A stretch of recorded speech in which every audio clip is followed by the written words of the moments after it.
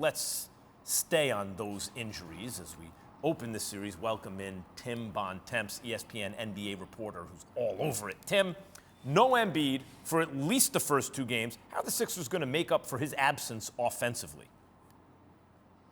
Well, Max, I think they have a much better chance of doing that, and that's because they have a bunch of high-powered offensive players on the perimeter.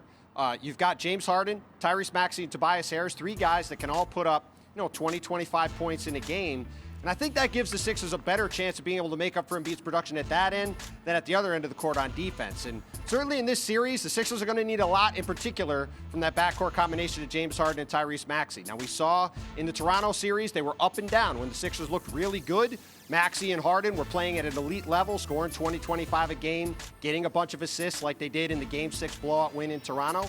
And this team is going to need a lot more of that in this series, particularly without Joel Embiid, while going up against one of the elite defenses in the league, led by one of the best defensive centers in the league in Bam Adebayo.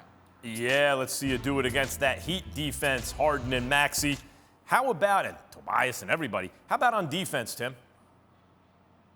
Well, that's going to be the real challenge, Max. Now, this is already a defensively challenged group with Joel Embiid, one of the elite rim-protecting centers in the league, on the floor. Now, Philadelphia's going to try to go with four different guys potentially at the center spot. They're going to play second-year big man Paul Reed, who looked pretty good as Embiid's backup against Toronto.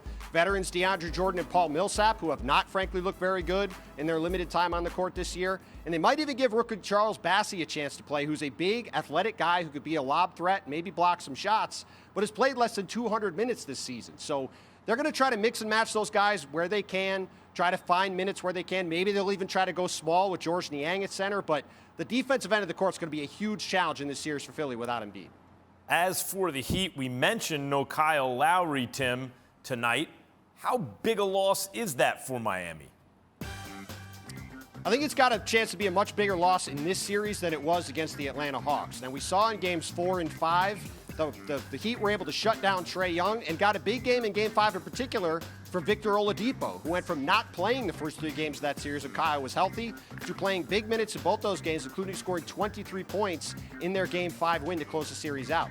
Now, you're going to see a lot of Tyler Hero. You're going to see a lot of Victor Oladipo. You're going to see a lot of Gabe Vincent, who's a pesky defensive point guard who can hit some threes. All 3 of those guys are going to get matched up against both Maxey and Harden. They're going to have to play well to shut them down and allow Miami to get control of the series.